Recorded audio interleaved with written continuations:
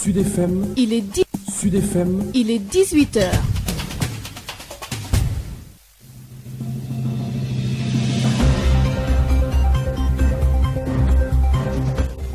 Il est 18h sur Sen Radio, l'heure du journal. Voici les titres. Josette Kali. Entre manque et insuffisance, le matériel de protection du personnel médical dans les structures sanitaires fait défaut en cette période où la Covid-19 se propage rapidement. Le SUTSAS invite l'État à remédier à cette situation pour prémunir les agents de santé. Au même moment, le G20 dénonce le non-respect du protocole sanitaire dans les établissements.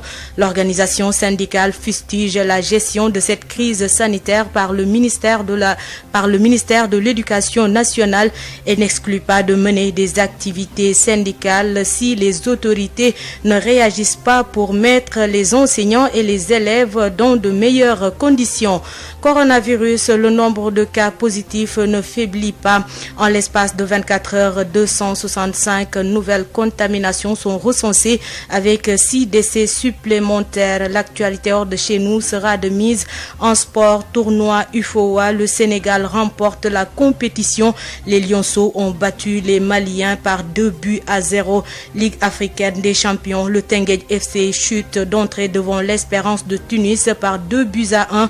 En Coupe CAF, le Jaraaf de Dakar entre en lice demain face au FC Platinum du Zimbabwe. Tout de suite, le développement de cette édition mise en onde par Alassane Ouad.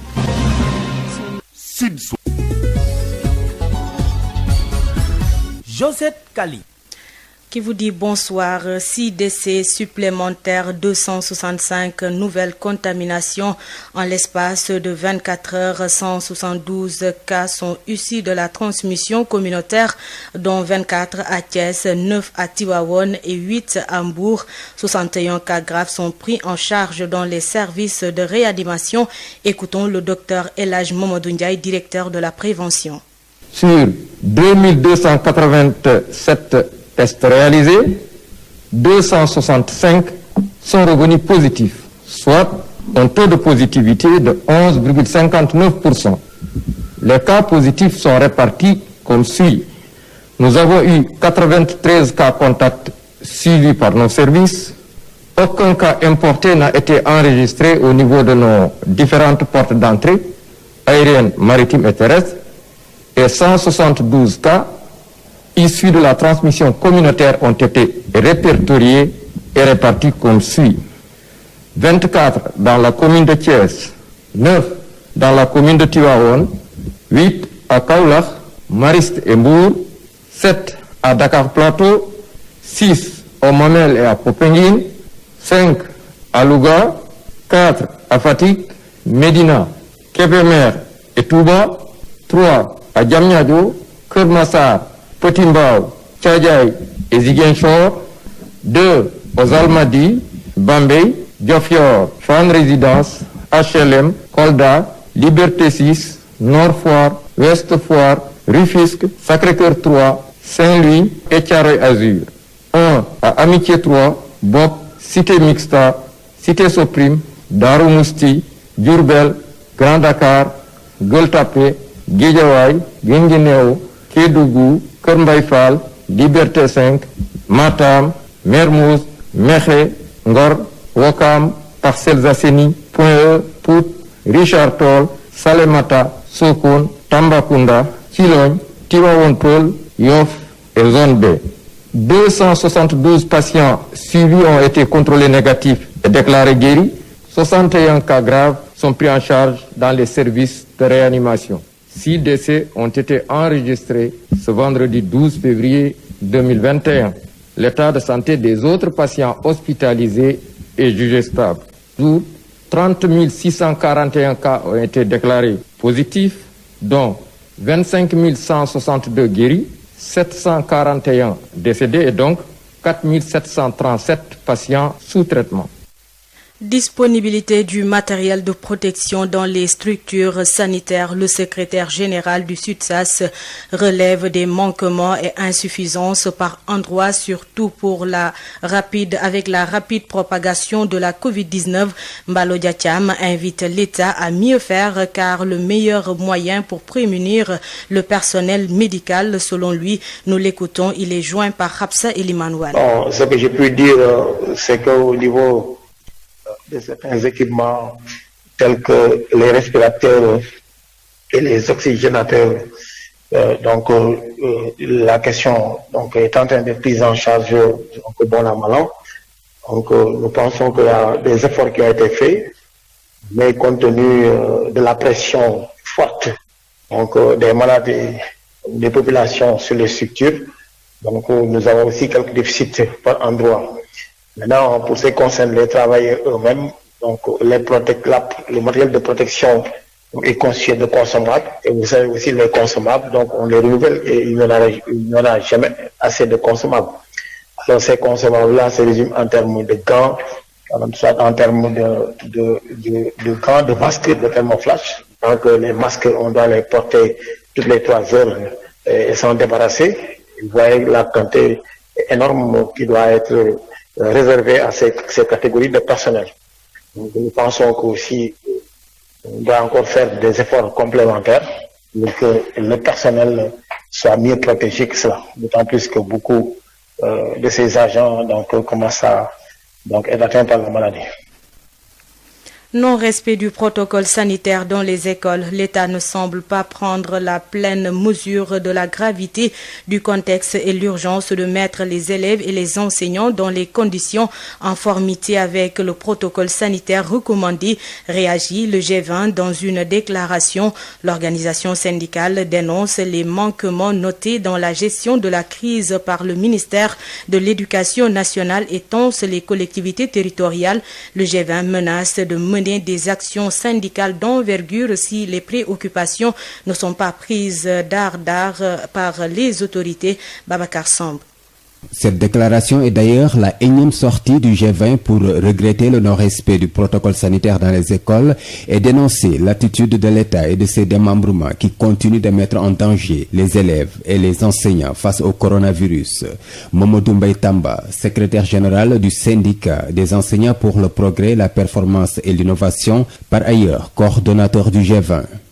L'État ne semble pas prendre la pleine mesure de la gravité du contexte et l'urgence de mettre les élèves et les enseignants dans les conditions d'enseignement-apprentissage en conformité avec le protocole sanitaire recommandé par les spécialistes, les scientifiques de la santé. Même quand on parle de revenus sur les masques, quand on parle de 5 millions, mais ça, c'est absolument rien du tout. C'est rien du tout. Hormis également les masques, vous avez plus de 30% des établissements publics qui ne possèdent pas de sanitaire, donc des toilettes et consorts. Et ça, c'est très grave. L'accès à l'eau potable au niveau des établissements, c'est un problème, une préoccupation. Et sans compter le fait qu'aujourd'hui, aussi bien en ville comme en campagne, nous avons des effectifs très pléthoriques. C'est inédit. Les collectivités territoriales pointées du doigt. La négligence des collectivités locales dans la prise en charge des préoccupations de l'école et de l'éducation. Alors que depuis 1996, l'éducation est une compétence transférée aux collectivités territoriales. Certaines même font des efforts, il faut le dire. Mais dans la quasi-totalité des collectivités territoriales, elles ne font absolument pas grand-chose de significatif. Face à ces manquements qui mettent inéluctablement en péril la communauté,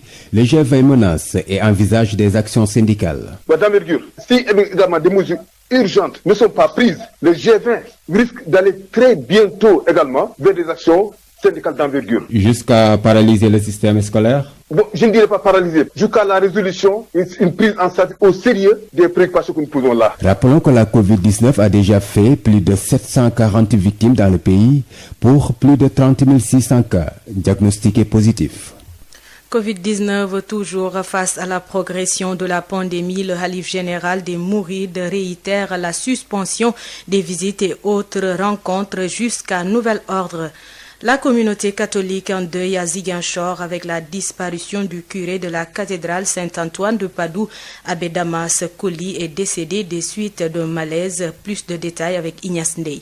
C'est la consternation ce matin au sein de la communauté chrétienne à Ziguinchor après le rappel à Dieu de Abbé Damas Koli, le curé de la cathédrale Saint-Antoine de Padoue de Ziguinchor, qui a tiré sa révérence ce samedi à 2h du matin à l'hôpital de la Paix de Ziguinchor des suites d'une maladie. Il a été emporté par un malaise alors qu'il célébrait même une messe. Âgé de 61 ans, Abbé Damas Koli a été nommé curé de la cathédrale depuis 2014. Ordonné prêtre en 1987, l'homme se faisait toujours remarquer par ses homélies sensibilisatrices et qui collaient toujours à l'actualité.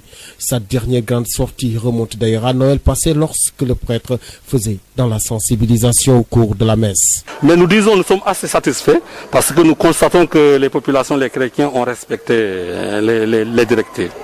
Et ils sont sortis nombreux également pour cette fête. Mais ils sont sortis nombreux. Je ne sais pas pourquoi, peut-être parce que notre église a découvert peut-être mieux maintenant avec la pandémie. Les gens ils se trouvent bien parce que c'est aéré. En tout cas, ils sont sortis très nombreux et nous les remercions beaucoup. Et quel est le message que vous donnez aux populations dans ce contexte de crise sanitaire? Mais dans ce contexte, le message c'est vraiment la prudence, c'est vraiment, il faut être responsable. Cette voix se tue à jamais. Son décès survient 1 an exactement jour pour jour après le décès d'un autre prêtre de la cathédrale, Abbé Bertrand. Abbé Damas Koli qui s'est battu également pour la réhabilitation de l'église, la cathédrale Saint-Antoine de Padoue, dont il ne verra certainement pas la nouvelle église. Il aura servi l'église jusqu'à son dernier souffle. Tout le groupe Sud Communication par ma voix présente ses sincères condoléances à toute l'église catholique. Ziguinchor, Ignace Ndeye, Sud FM. Ignace Ndeye, la pandémie du coronavirus au cœur de la célébration de la journée mondiale de la radio ce 13 février. La radio au cœur de la sensibilisation, moyen d'information avec le plus grand taux de pénétration. La radio a su s'adapter aux besoins de la société dans ce contexte de crise sanitaire. Mais il faut éviter le piège de la banalisation, explique Ibrahim Bokoum, journaliste formateur. Il est joint par Mame Diarra Da Silva. Si nous prenons le paysage radiophonique au Sénégal, on se rend compte que quand même, beaucoup de ces radios sont représentées partout sur le territoire national, avec de très bons programmes de sensibilisation sur tous les aspects, parce que les radios de proximité, c'est également cela, le boulot, ce qu'on appelle les radios communautaires. Et toutes ces radios ont participé à faire comprendre ce qui se passe avec la Covid, et également, éventuellement, à comprendre les gestes barrières. Maintenant, il y a une chose qu'on peut réussir au début, et plus ça dure, plus ça tend vers la banalisation. Est-ce que les radios ont réussi à rattraper leur message pour le réorienter et l'actualiser au fur et à mesure? Je ne peux pas parler pour toutes les radios parce qu'il se trouve que je n'écoute pas toutes les radios. Mais pour celles que j'écoute, oui, les invités qui viennent, ceux qu'on met régulièrement derrière le micro, ont quand même réussi parfois à apporter du nouveau dans la communication. Même si, du côté du pouvoir, finalement, ce que j'appelle le pouvoir, du côté du ministère, parfois on a eu tendance à dire la même chose, comme je dis toujours, dans le même cadre, quasi avec les mêmes personnes, rien que pour donner des chiffres. Ces gens n'ont pas fait de la communication de crise, mais ils ont communiqué sur la crise. Et avec la durée, ils ont un peu perdu et je me demande si les radios de ce point de vue ont pu suivre. Mais au moins, ils ont relayé ce que les artistes ont fait. Et c'est important, ça a apporté quelque chose forcément dans la sensibilisation. Oui, de ce point de vue, je pense que les radios ont joué un rôle. Maintenant, dans la durée, ce n'est pas évident. Et ça, ce ne sera pas leur faute. C'est que si le ministère, s'il n'y a pas une innovation, s'il n'y a pas de changement dans la communication, les journalistes ne peuvent rien inventer. Ibrahim Bakhoum, vous pourrez l'écouter plus largement à la fin de ce journal. Il sera notre invité. Sud International. La commission électorale du Bénin a affirmé que seuls 3 dossiers de candidature à la présidentielle d'avril avaient été retenus, ceux du président Patrice Talon, de l'ancien ministre Alassane Soumano et d'une figure dissidente parmi l'opposition, Corentin Kaoué. Les grands noms de l'opposition se trouvent en exil ou condamnés à de peines indélébiles, leur interdisant de se présenter. Hors d'Afrique, le Sénat américain a entériné la possibilité de convoquer des témoins dans le procès de Donald Trump accusé d'incitation à l'insurrection, une décision qui pourrait repousser autant pour moi le vote final sur le verdict de plusieurs jours, voire de plusieurs semaines.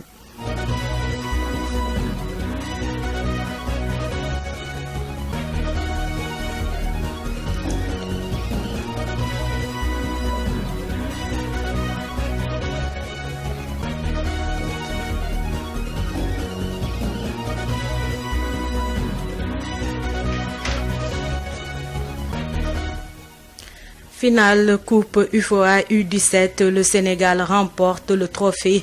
Les Lionceaux ont battu les Maliens par 2-0. Direction le stade Lat Dior pour retrouver notre reporter sur place, Eumeu Ndiaye. Bonsoir Eumeu. Allô. Bonsoir Eumeu. Bonsoir Josette. Faites-nous le point après cette finale. Voilà donc Josette, une finale bien remportée dans la douleur bien sûr par les Lionceaux face à une très belle équipe des Aiglons du Mali sur le score de 2-0. Mamadou Nying qui ouvre le score à la 30e minute sur un mauvais renvoi de la défense malienne, mettant 1-0. Pour le Sénégal en seconde période, le Mali qui pousse et domine le jeu. C'est dans cette période de domination malienne que le Sénégal obtient un penalty. Ibou Sané, le buteur maison, le transforme. On jouait la 82e minute. L'arbitre mauritanien va refuser un but au Mali. La tête de l'attaquant malien avait bel et bien dépassé la ligne de but avant que le gardien Alioune Diop ne sorte le ballon. Score final donc 2-0. Le Sénégal qui remporte cette Coupe UFOA A. Pour les récompenses individuelles, le titre de meilleur gardien a été attribué à Alioune Diop du Sénégal, l'homme du match. Le titre à Mohamedou Doumbia du Mali et le meilleur entraîneur à Malick Dar. Eumeu Ndiaye depuis le stade Lat Dior pour Sud FM. Merci beaucoup Eumeu Ndiaye. Ligue africaine des champions, première journée des phases de poule. L'Espérance de Tunis a battu le Teungueth FC sur le score de 2-1. En Coupe CAF, Platinum du Zimbabwe reçoit demain dimanche le Jaraaf de Dakar pour la manche allée des barrages. Sud FM, l'invité du jour. La pandémie du coronavirus au cœur de la célébration de la journée mondiale de la radio ce 13 février. La radio au cœur de la sensibilisation, moyen d'information avec le plus grand taux de pénétration. La radio a su s'adapter aux besoins de la société dans ce contexte de crise sanitaire, mais il faut éviter le piège de la banalisation. Écoutons le professeur formateur journaliste Ibrahima Bakhoum qui répond aux questions de Mame Diarra Da Silva. Avec le journaliste Ibrahima Bakhoum dans le cadre de la célébration aujourd'hui de la journée mondiale de la radio. Actualité oblige, Ibrahima Bakhoum, est-ce que vous pensez que la radio joue son rôle dans le cadre de la lutte contre la Covid-19? Moi je pense que oui, parce que quand même on a l'habitude de dire chez nous que la radio pendant longtemps avait été le médium le plus puissant. D'abord parce qu'il était plus facile de transport. Évidemment, aujourd'hui, il n'en a plus le monopole, on verra ça, en termes de facilité de transport. Mais également parce que les gens ne sachant pas lire ou n'ayant pas toujours accès au support écrit, la radio devient le meilleur support pour eux, pour entendre, pour comprendre et s'informer donc sur ce qui se passe dans le pays. Et si nous prenons le paysage radiophonique au Sénégal, on se rend compte que quand même, beaucoup de ces radios sont représentées partout sur le territoire national, avec de très bons programmes de sensibilisation sur tous les aspects, parce que les radios de proximité, c'est également cela leur boulot, ce qu'on appelle les radios communautaires. Et toutes ces radios ont participé à faire comprendre ce qui se passe avec la Covid et également, éventuellement, à comprendre les gestes barrières. Maintenant, il y a une chose qu'on peut réussir au début, et plus ça dure, plus ça tend vers la banalisation. Est-ce que les radios ont réussi à rattraper leur message pour le réorienter et l'actualiser au fur et à mesure? Je ne peux pas parler pour toutes les radios parce qu'il se trouve que je n'écoute pas toutes les radios. Mais pour celles que j'écoute, oui, les invités qui viennent, ceux qu'on met régulièrement derrière le micro, ont quand même réussi parfois à apporter du nouveau dans la communication. Même si, du côté du pouvoir, finalement, ce que j'appelle le pouvoir, du côté du ministère, parfois on a eu tendance à dire la même chose, comme je dis toujours, dans le même cadre, quasi avec les mêmes personnes, rien que pour donner des chiffres. Ces gens n'ont pas fait de la communication de crise, mais ils ont communiqué sur la crise. Et avec la durée, ils ont un peu perdu et je me demande si les radios de ce point de vue ont pu suivre. Mais au moins, ils ont relayé ce que les artistes ont fait et c'est important. Ça a apporté quelque chose forcément dans la sensibilisation. Oui, de ce point de vue, je pense que les radios ont joué un rôle.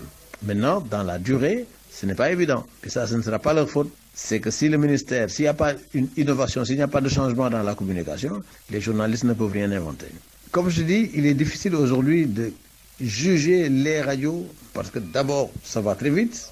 Il n'y a personne qui puisse vous dire j'ai écouté toutes les radios, mais leur travail consistant évidemment à faire de la sensibilisation, mais aussi à faire de l'éducation et du divertissement. Ne l'oublions pas. Je pense que côté divertissement, ils réussissent beaucoup de choses, bonnes choses. Et puis surtout, il y a de l'innovation, c'est vrai. Ces radios ne se contentent plus seulement de donner des informations comme ça, mais il y a des innovations. Je ne veux pas faire de publicité pour quelque radio que ce soit, mais il y a des innovations qui se font et des gens ont réussi à avoir leur auditoire et des gens qui les suivent tout le temps et en fonction de certaines heures, ils disent à telle heure, il faut que j'aille écouter telle radio. Maintenant, encore qui sont restés élitistes, ça également, on n'y peut rien. Des radios qui sont restées élitistes, qui vous disent que je ne peux pas inviter des gens qui viennent insulter chez moi, c'est vrai. Je ne peux pas inviter des gens qui n'ont rien à apporter aux Sénégalais, ça également c'est bon. Mais évidemment, en le faisant, on restreint le nombre de personnes pouvant y arriver. Mais puisque maintenant on utilise les langues nationales, ce qui est extrêmement important, toutes les radios utilisent les langues nationales, en fonction des régions, en fonction de leur public. Là également, c'est très bien, de ce point de vue-là. Nouveau monde, nouvelle radio, évolution, innovation, connexion. C'est le thème 2021 de cette journée. Qu'est-ce que cela vous inspire? C'est le nouveau monde aujourd'hui avec les technologies de l'information et de la communication. Et évidemment, maintenant, tout le monde peut avoir sa radio. Comme je disais, la radio, c'était déjà un outil relativement facile pour des publics analphabètes. C'est aujourd'hui encore plus facile avec les réseaux sociaux, ce qu'on appelle les web radios. À partir de n'importe où, avec son téléphone, on peut avoir une radio. Écoutez, enfin, évidemment, toutes les radios ne sont pas connectées, mais pour celles qui le sont, c'est beaucoup plus facile, ça va plus vite et ça coûte moins cher, il me semble, évidemment, pour atteindre les gens. Voilà, là encore, c'est très bien. On peut dire que oui, c'est correct. Bon, maintenant, il y a toujours la concurrence à côté, parce que quand même, sur l'Internet, aujourd'hui, on trouve les vidéos, on trouve les images et tout.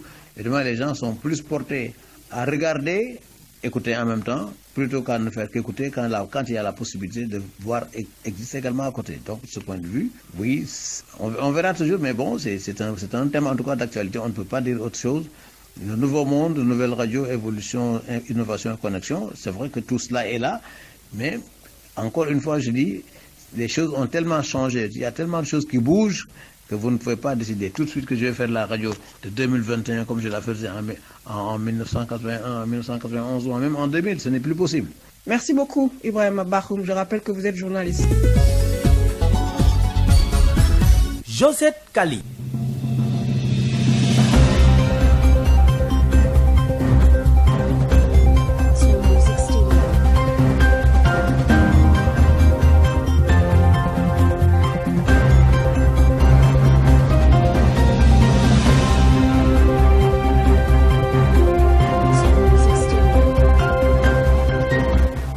C'est la fin de ce journal. Tout de suite, le rappel des grandes lignes.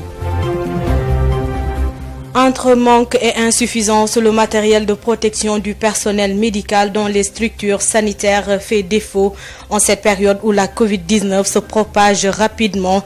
Le SUTSAS invite l'État à remédier à cette situation pour prémunir les agents de santé. Au même moment, le G20 dénonce le non-respect du protocole sanitaire dans les établissements. L'organisation syndicale fustige la gestion de cette crise par le ministère de l'Éducation nationale et n'exclut pas de mener des actions syndicales si les autorités ne réagissent pas pour mettre les enseignants et les élèves dans de meilleures conditions. Coronavirus, le nombre de cas positifs ne faiblit pas. En l'espace de 24 heures, 265 nouvelles contaminations sont recensées avec 6 décès supplémentaires. L'actualité hors de chez nous était de mise en sport. Tournoi UFOA, le Sénégal remporte la compétition. Les Lionceaux ont battu les Maliens par 2-0. Ligue africaine des champions, le Teungueth FC chute d'entrée devant l'Espérance de Tunis par 2-0. En Coupe CAF, le Jaraaf de Dakar entre en lice demain face au club Platinium de Zimbabwe.